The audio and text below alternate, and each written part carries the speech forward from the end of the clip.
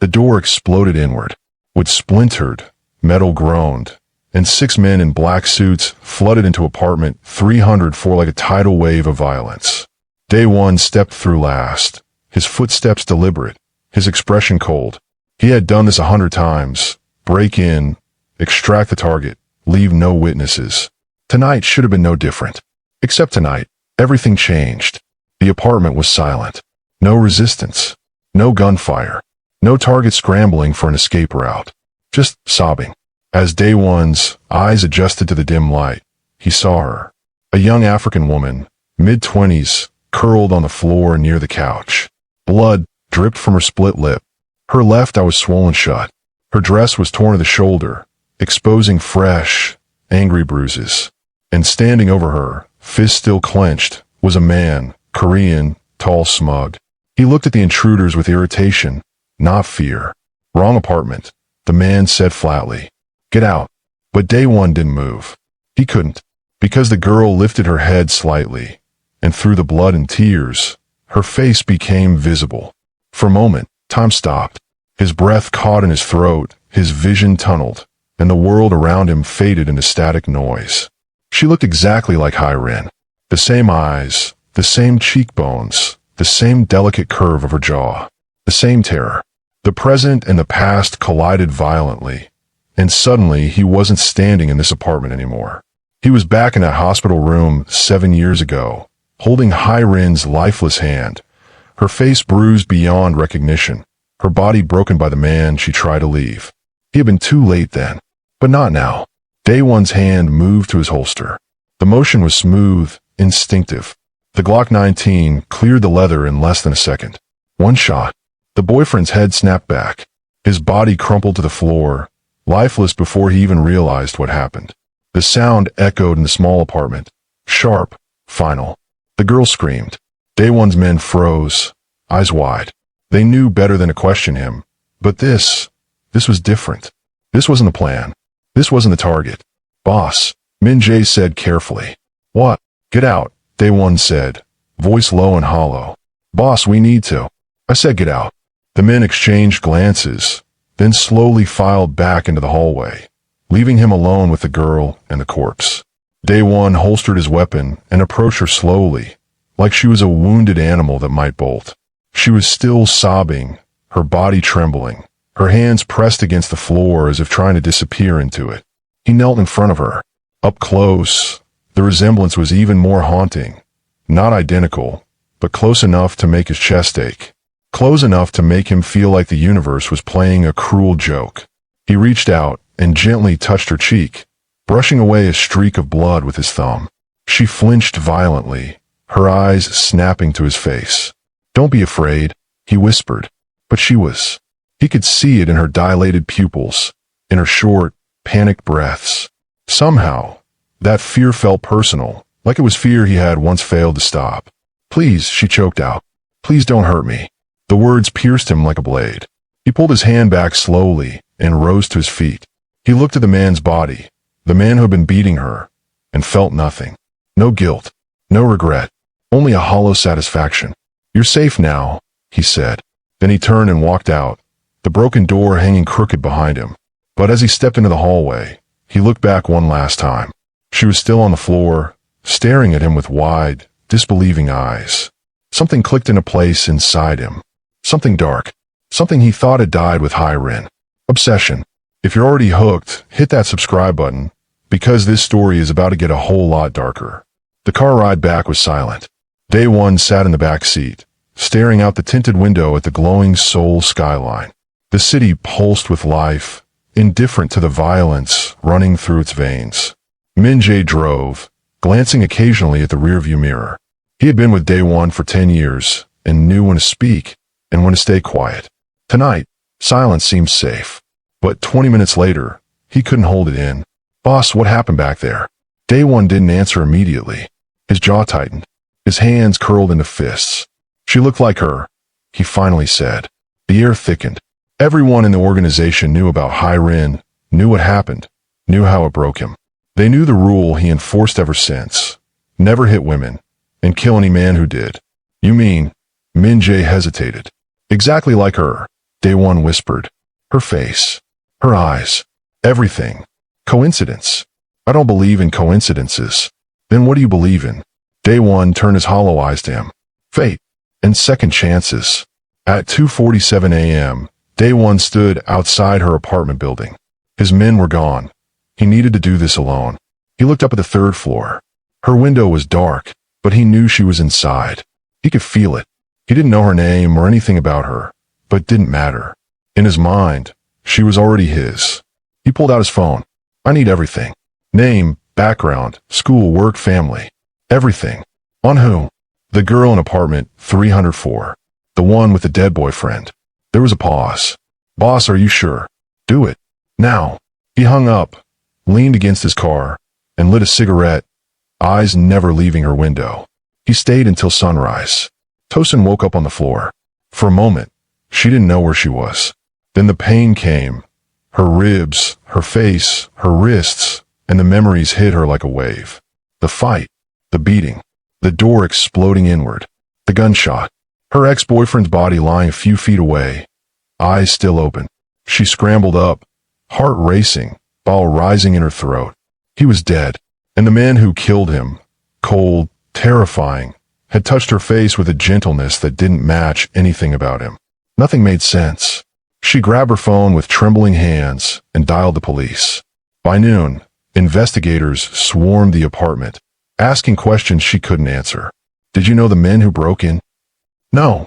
Did your boyfriend have enemies? I don't know. Maybe. Did they say anything to you? She hesitated, remembering his soft whisper. Don't be afraid.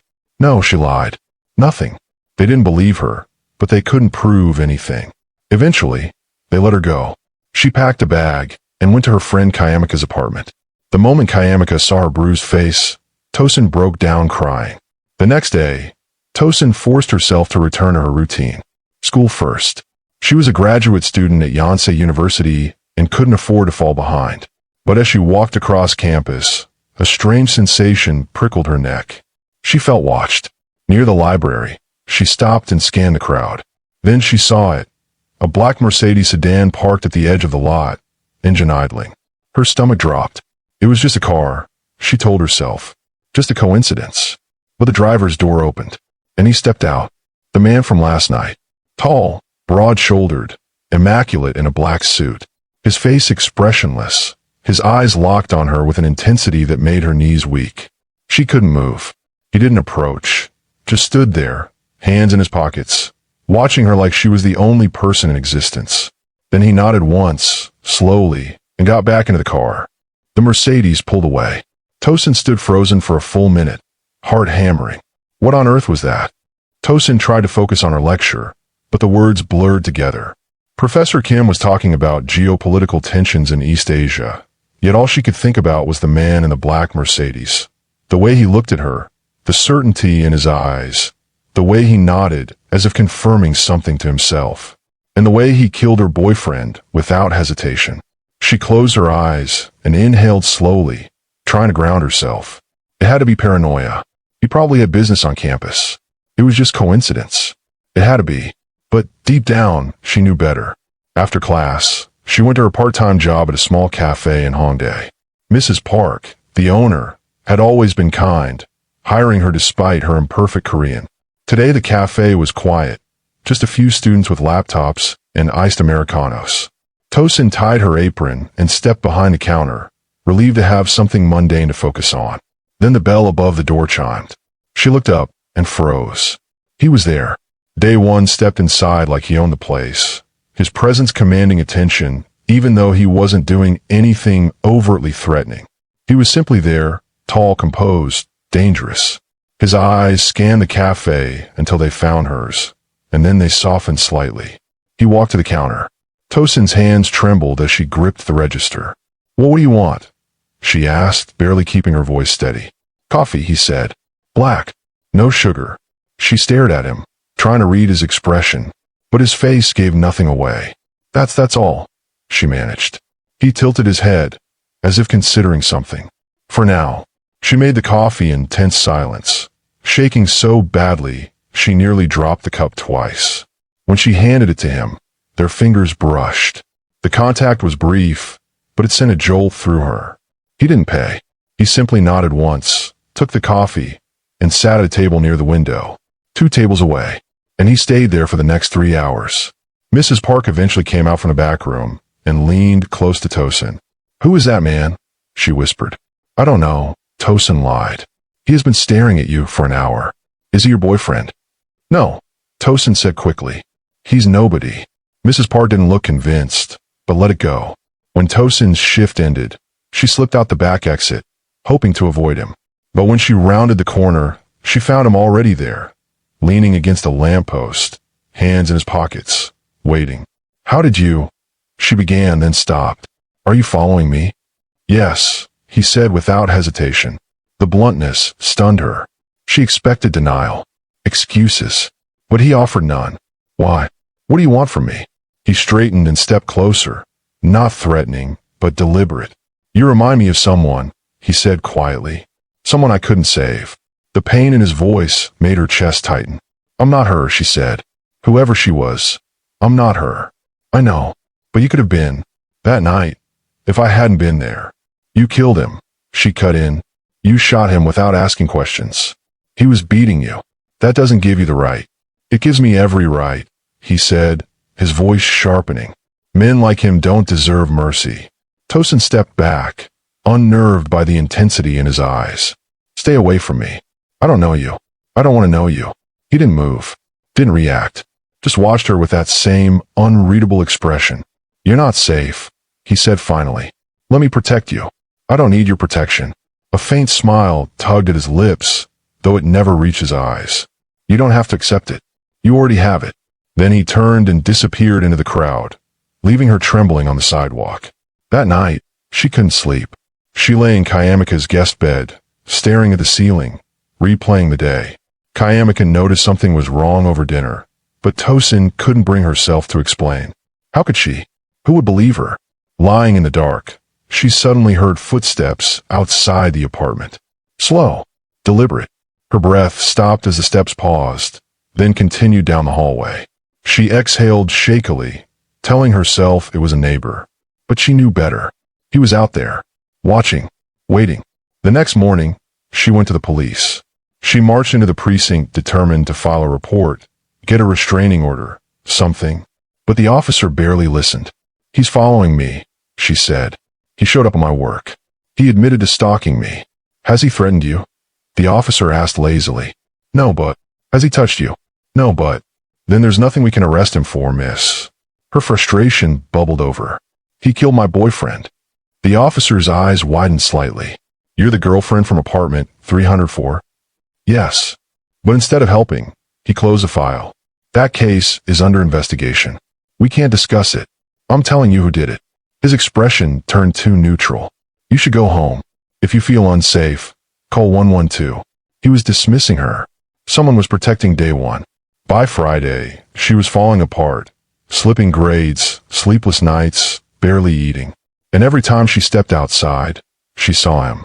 At the bus stop, across the street, reflected in cafe windows, never approaching, always watching. Kayamika eventually confronted her, and Tosin broke down, telling her everything. Kayamika urged her to leave Korea altogether, but Tosin knew running wouldn't help. He would find her. On Saturday, desperate for normalcy, Tosin went on a date with Junho, a quiet classmate. For a brief moment, she felt like herself again. Then Junho's phone rang. His face drained, and he stood abruptly. "I have to go. Family emergency." He ran out of the restaurant before she could respond. Tosin looked out the window and froze. Dae-won was across the street, watching. Junho sprinted past him like he'd seen a ghost. Dae-won didn't even glance at the boy. His eyes were locked on her. He crossed the street and entered the restaurant. Without a word, he sat in Junho's empty chair. "You don't need him," he said calmly. "You did that on purpose," she whispered. "Yes. You threatened him." "I didn't have to." He leaned back, completely at ease. "You only need me." Her anger flared. "Who are you?" He hesitated for the first time, then reached into his jacket and slid a sleek black card across the table.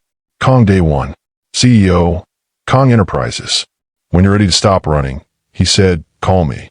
Then he walked out, leaving her staring at the card like it was a trap she had already stepped into. Tosin stared at the card for hours. She sat on Kayamika's couch, turning it over in her hands, reading the name again and again. Kang Dae-won. She typed it into her phone. The search results made her stomach drop. The first hit was a Forbes Korea article from 2 years ago, The Young Mogul. How Kang Dae-won built an empire before 35. She clicked it. There was a photo, professional, corporate. Him, in a tailored suit, standing before floor-to-ceiling windows, overlooking Seoul. But that wasn't what terrified her. It was the second page of search results. News articles. Police reports. Speculation. Kang Enterprises under investigation for money laundering.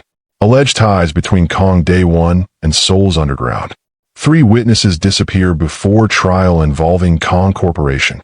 And on page 3, buried in older archives, businessman Kang Dae-won questioned in connection to multiple homicides. No charges filed. Her hand shook as she scrolled. A Reddit thread in broken English discussed Korean organized crime. Someone mentioned his name. Kang Dae-won isn't just a businessman. He's the head of the Biko faction, one of the most feared syndicates in Seoul. Another reply followed. He once walked into a rival gang's headquarters alone and walked out with 3 bodies behind him. Tosin dropped her phone. The man stalking her wasn't just dangerous. He was a killer, a crime lord, and he was fixated on her. She didn't sleep that night. She lay awake, staring at the ceiling, trapped in spiraling thoughts. Run. He would find her. He had already found Junho's phone number. He knew where she worked, where she studied. He likely knew everything. Go to the police? They were bought or terrified. Confront him? Pointless. She was powerless. And the worst part was that he knew it. On Sunday morning, she forced herself outside. With Kayamika at church, the silence of the apartment suffocated her. She took the subway to Namsan Tower, hoping the crowds would make her feel safe. Families, couples, vendors. The busyness gave her a fragile sense of normalcy. She bought a coffee and sat overlooking the city. For a moment, she could breathe. Then someone sat beside her. She didn't have to look. "You've been researching me," Dae-won said. She turned slowly. He was dressed casually, black jeans, a dark coat, but the danger around him remained. "How did you know I'd be here?" she asked. "I always know where you are." The casual tone chilled her bones. "That's not romantic," she said bitterly. "It's terrifying." "I know." He stared out at the city before speaking again. "You want to know why I follow you? Why I can't seem to leave you alone?" "Yes." He hesitated, his voice quieter than she had ever heard. 7 years ago, I was in love with a woman named Hyrin. She tried to leave her abusive ex. I told her I'd protect her. His jaw tensed. I failed. She stayed silent. He beat her so badly she never woke up. I held her in that hospital room and made a promise. He turned to her, pain in his eyes. "I swore I'd never let another woman die like she did." "So that's why you killed my boyfriend," she said. "No, I killed him because he deserved it. But the reason I can't leave you alone." His gaze darkened. "You look like her." "Not exactly, but enough for me to feel like fate is giving me a second chance." "I'm not her," she said sharply. "I'm my own person." "I know. It doesn't change how I feel." Anger erupted in her chest. She stood abruptly. "You don't get to project your trauma onto me. You don't get to follow me or control my life. I didn't ask for this." He rose as well, towering over her. "You didn't have to. The moment I saw you, you became mine. I'm not yours." "Yes," he said quietly. "You are." She pushed through the crowd, tears blurring her vision, aware that even as she walked away, he was watching. By Monday, she was barely functioning. She drifted through class like a ghost. During lunch, she received a text from an unknown number. "You left your scarf at the tower." "I have it. I'll return it tonight." She hadn't brought a scarf. He was creating excuses. At 8 p.m., a knock came at the apartment door. Kayamika opened it, then tried to slam it shut. Dae-won's hand stopped it effortlessly. "I'm here to see Tosin." "She doesn't want to see you," Kayamika snapped. "Kayamika, it's okay," Tosin said, stepping forward. She didn't want her friend hurt. Kayamika stared like she had lost her mind. Tosin stepped into the hallway and shut the door behind her. "What do you want?" she asked. He held out a scarf. Not hers, but expensive. "You need to stop," she said. "I'm not going to fall for you. I'm not asking you to. I'm telling you I'm not going anywhere." Why? Why me? Find someone else to obsess over. Because you're the one fate put in front of me. That's insane. Maybe. But it doesn't make it less true. He stepped closer. She backed away. I follow you because I can't breathe when you're not near, he said. Because I keep seeing you on that floor, and seeing her in that bed, and his voice cracked. I can't lose you too. You never had me, she whispered. He cupped her cheek. His hand trembled. Then let me have you now. For a moment she froze, then pulled away. No, I'm not a replacement. I deserve better. She went inside and locked the door. Dae-won stood in the hallway for a long time before calling someone. Double the security on her building. Watch her 24/7. Find out everything about her friends, classmates, everyone. He paused. And if anyone tries to hurt her, inform me immediately. He walked away but glanced back to the door with a small smile. The next day, Tosin noticed the watchers, professionals trying to be subtle. A man reading a newspaper that never changed pages. A woman with a latte she never drank. A black SUV with tinted windows. He hadn't just followed her. He had surrounded her. She called him. Call them off, she demanded. There for your protection. I don't want your protection. That's not your choice. You're suffocating me. I'd rather you hate me and be alive, he said, than love me and be dead. He hung up. That night, she decided to run. She booked a one-way flight to Lagos and packed lightly. Kayamika offered to come, but Tosin refused.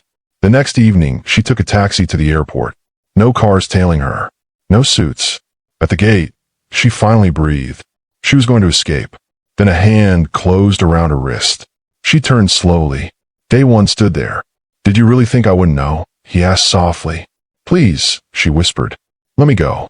He looked at her with something close to regret. I can't. Why not? Because you're going to leave me. His voice broke. He wasn't just obsessed. He was terrified. I'm not her, she said gently. You can't save her by keeping me. I know, he whispered. But I have to try. He pulled her into his arms. Please don't run from me again. I lost her once. I won't lose you too. As the final boarding call echoed, Tosin understood something horrifying. She wasn't getting on that plane. He would never let her go. Dae-won took Tosin to his penthouse. It wasn't a request, not a suggestion. The driver pulled up the moment they left the airport, and before she could protest, she was in the back seat with Dae-won beside her, his hand gently but firmly holding hers. You can't keep me prisoner, she said, her voice hollow. I'm not keeping you prisoner, he replied. I'm keeping you safe. Those are the same thing. He didn't respond. The penthouse in Gangnam occupied the entire top floor of a luxury building. Floor-to-ceiling windows exposed the glittering cityscape below. Inside, everything was black marble, sleek lines, and cold minimalism, just like him. You'll stay here until it's safe, he said, guiding her inside. Safe from what? He turned to her, his expression grave. From the consequences of what I did to protect you. Before she could ask what he meant, his phone rang. He glanced at the screen, his jaw tightening. Wait here, he said and stepped into another room. Tosin stood in the massive living room, her mind spiraling. She could run. The elevator was right there. But she knew it wouldn't matter. His men were everywhere. She wouldn't make it to the ground floor. She was trapped. In the study, Dae-won answered the call. Talk, he said. Min Jae's voice was tense. Boss, we have a problem. A big one. What kind of problem? The man you killed. The boyfriend. His name was Park Jin-suk. Dae-won frowned. So, he wasn't just some random guy. He was Park Sang-woo's younger brother. The air drained from Dae-won's lungs.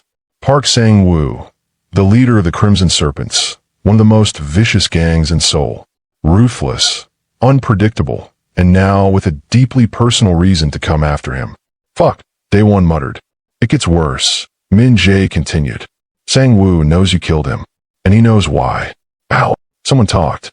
One of Jin-suk's friends saw the girl at the police station the next day. Put two and two together. Now Sang-woo thinks you killed his brother over some African girl you're obsessed with. Dae-won's blood ran cold. Where is Sang-woo now? We don't know. He's gone dark. But boss, if he knows about the girl, double the security on this building. Triple it. Nobody gets in or out without my approval. Already done. But you know Sang-woo. He's not going to just send men. He's going to make this personal. Dae-won closed his eyes, mind racing. He had killed Jin Suk without checking, without thinking, without realizing what chain reaction it would ignite. And now Tosin was in danger because of him, the very thing he was trying to prevent. "Keep me updated," he said, "and find Sang-woo. I want to know where he is every second of every day." He hung up and stared at the wall, fists clenched. He had put her in danger. The one thing he swore he'd never do. When he returned, Tosin stood by the window with her arms crossed. "What's going on?" she asked. "And don't lie to me."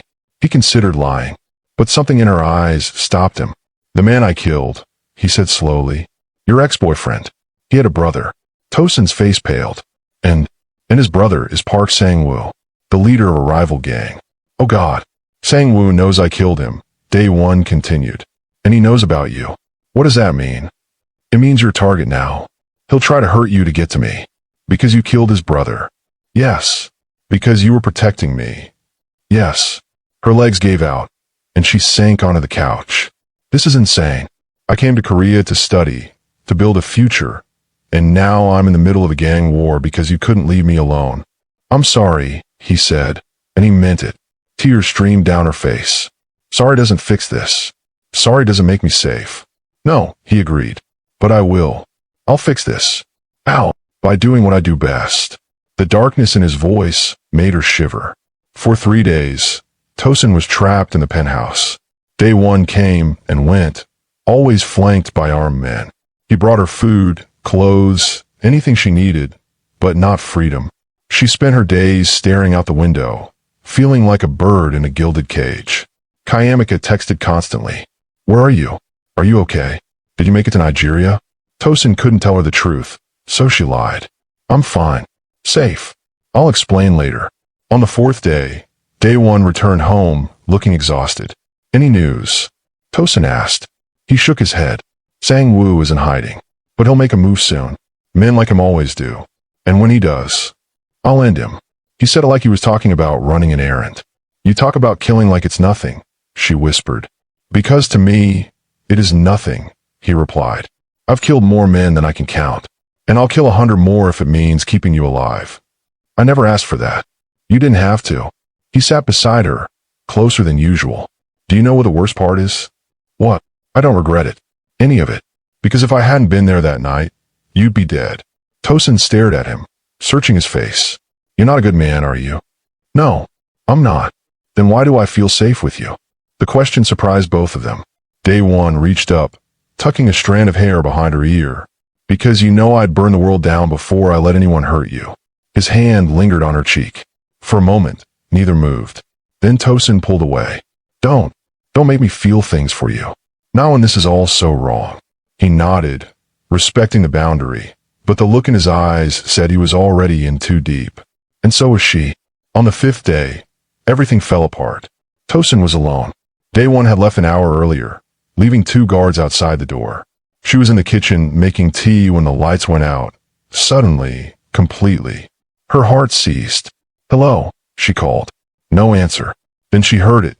Gunfire, muffled, coming from the hallway. The mug slipped from her hands, shattering on the marble floor. The door exploded inward. 3 masked men stormed in with guns raised. Tosin screamed and ran toward the bedroom, but one grabbed her, slamming her against the wall. "Got her," he said into a radio. "Good," a voice replied. "Bring her to me." They dragged her toward the elevator as she kicked and fought, scratching and biting, but they were too strong. A needle jabbed into her neck. The world went fuzzy, then black. The shipyard lay like a graveyard of rusted metal and abandoned dreams. Dae-won arrived at midnight, exactly as instructed. Alone, or so it appeared. His men were hidden in shadows, snipers on rooftops, assault teams tucked inside shipping containers, watching and waiting. But Dae-won walked into the center of the yard by himself, hands visible, weaponless. At least, that was what Sang-woo needed to believe. "Kong Dae-won." Sang-woo's voice echoed across the empty space.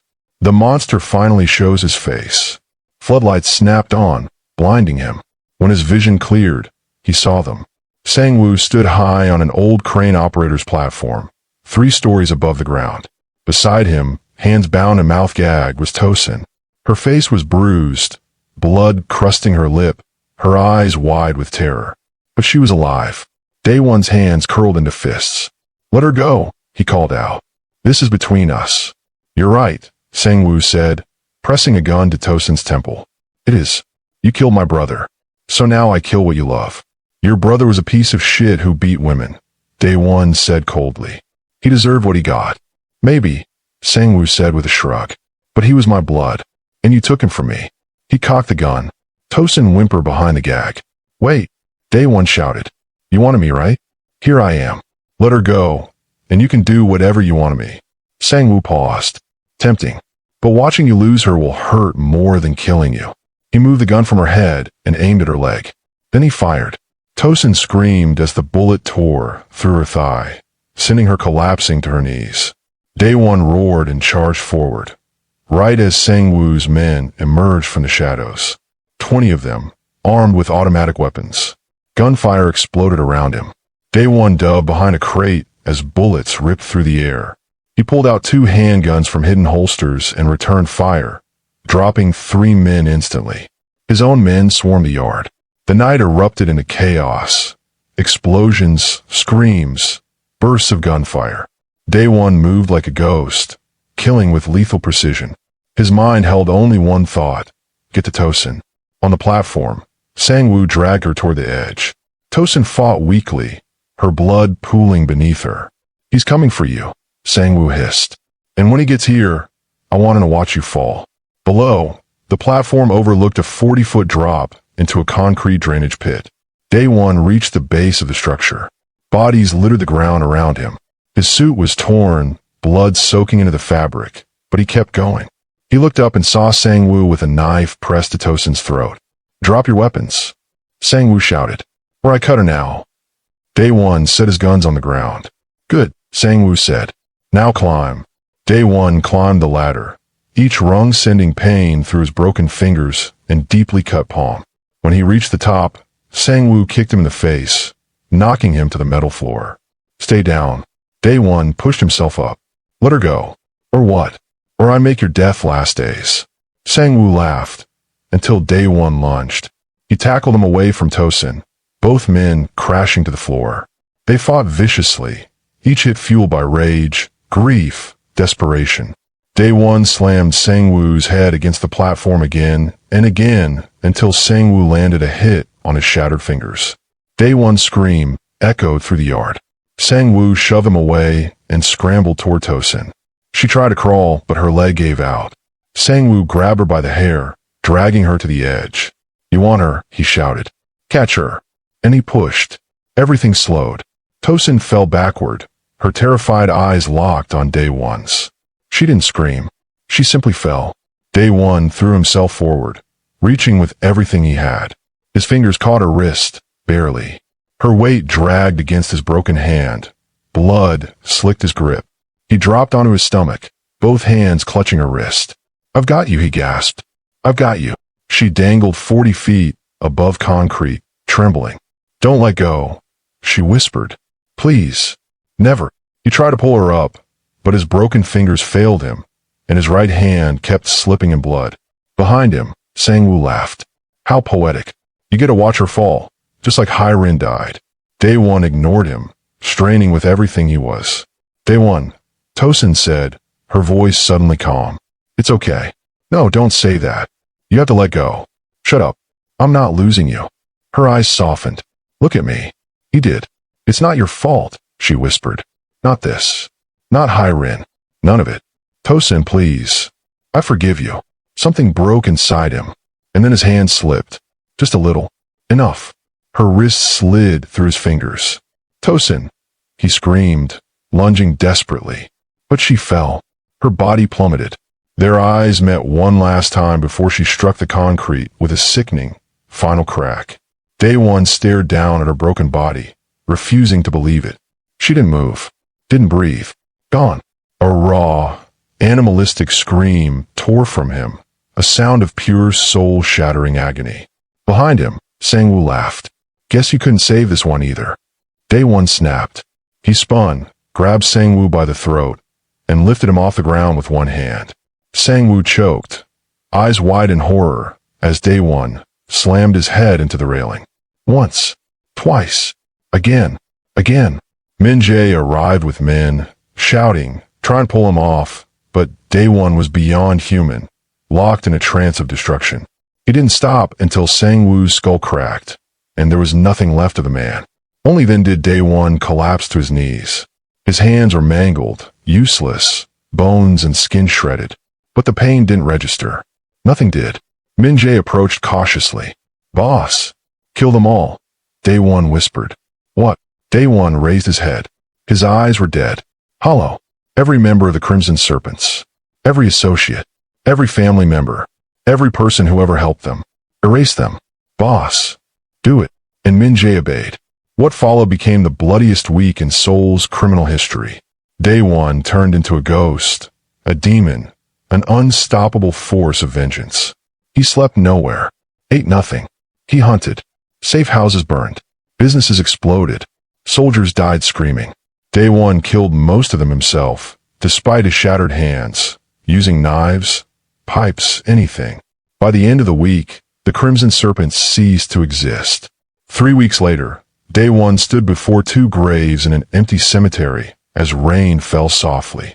One on the left, Lee Hae-rin, 1994 to 2018. One on the right, Tosin, 2000 to 2025. He knelt between them, bandaged hands resting on trembling knees. The doctor said he would never fully use his left hand again. He didn't care. "I failed you both," he whispered. "I promised to protect you. And I failed." Rain washed over him. "Hae-rin, I thought saving someone who looked like you would fix the broken parts of me. But I only destroyed another innocent life." His voice cracked. "Tosin, you told me I wasn't responsible for Hae-rin. But I'm responsible for you. I pulled you into my world, made you a target, held your hand, and let you fall." He closed his eyes, tears bleeding into the rain. "I'm so sorry." He stayed there for hours. When he finally rose, he placed a single white rose on each grave. "I won't forget you," he said. "Either of you. And I won't fail anyone else again." Then he walked away, shadows stretching long behind him. 6 months later, Dae-won sat in his penthouse, staring out over Seoul's glittering skyline. He had cleaned up the organization, made it legitimate. No violence unless absolutely necessary. He funded women's shelters now, domestic violence programs, anything that helped women escape abuse. A penance. But it didn't fill the void. On his desk were 2 photographs, Hae-rin smiling in a sunlit park, and Tosin, taken without her knowing, sitting in the cafe where he first saw her. He looked at them every day. And every day, he asked himself, was love worth the destruction? He never found an answer. Some stories didn't have happy endings. Some men were destined to destroy everything they touched. He was one of them. He set the photos down and poured himself a drink. Outside, Seoul shone brightly, indifferent to suffering, indifferent to loss, indifferent to the ghosts haunting one man's memories. He raised his glass to the window. "To the girls who haunted me," he whispered, and he drank alone. "This is one of the darkest stories we've ever told. If it moved you, if it broke you, then drop a comment below. Tell us what you felt. And if you made it this far, you're the real one." Hit that subscribe button and the notification bell because we've got more stories that'll keep you up at night. Thanks for watching. And remember, some obsessions are beautiful. Others are deadly. The difference is knowing when to let go.